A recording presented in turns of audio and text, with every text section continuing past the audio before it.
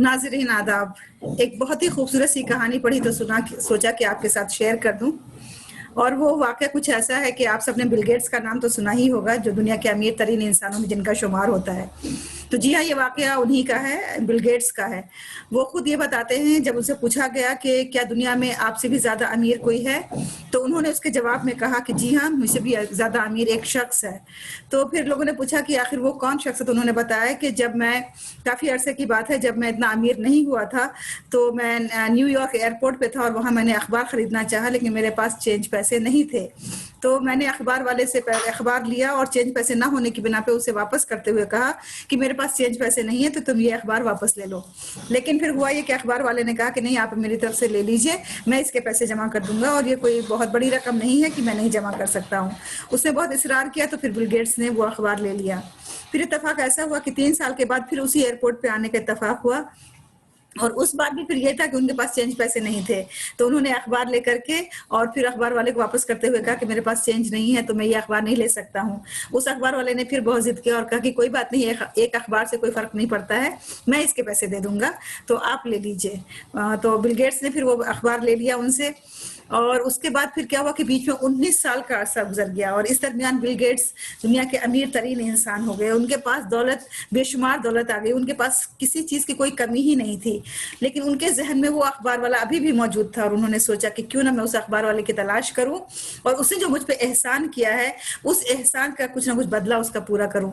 تو پھر اس اخبار والے کی تلاش میں وہ گھومتے رہے، اور آخرکار وہ اخبار والا انہیں مل گیا۔ تو پھر انہوں نے کہا کہ کیا تم نے مجھے پہچانا؟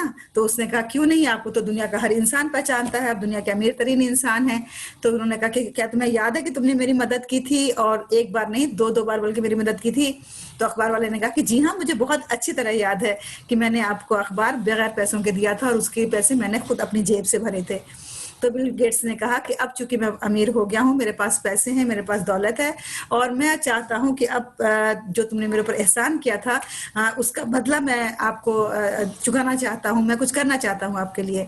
تو اس شخص نے جواب دیا کہ آپ میرا احسان کیسے چکا سکتے ہیں؟ میں نے آپ کی اس وقت مدد کی تھی جب میرے پاس بھی ریسورسز نہیں تھے، جب میں خود بہت امیر نہیں تھا، اور آج آپ دنیا کے امیر ترین انسان ہیں، اور اگر آج آپ میرے ساتھ کچھ بھی کرتے ہیں تو وہ اس کا بدلہ کیسے ہو سکتا ہے؟ جی ہاں دوستو، بالکل صحیح جواب ہے۔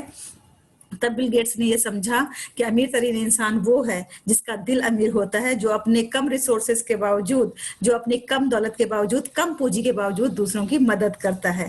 تو دوستو دیکھیے، ہمیں کبھی یہ انتظار نہیں کرنا چاہیے کہ ہمارے پاس بہت دولت آئے گی، بہت ہمارے پاس پونجی آئے گی، مال و متاع آئے گا تبھی ہم دوسروں کو دیں، بلکہ ہمارے پاس جو بھی استطاعت ہے اس میں ہم جہاں بھی جس کسی کی بھی مدد کر سکتے ہو اس کی مدد ضرور کریں۔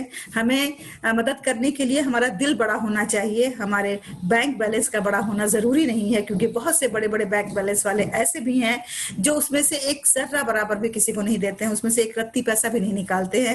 اور دنیا میں ایسے بہت سے افراد ہیں جو اس اخبار والے کی طرح کم ریسورسز ہوتے ہوئے، کم پونجی ہوتے ہوئے بھی بہت سے لوگوں کی مدد کرتے ہیں۔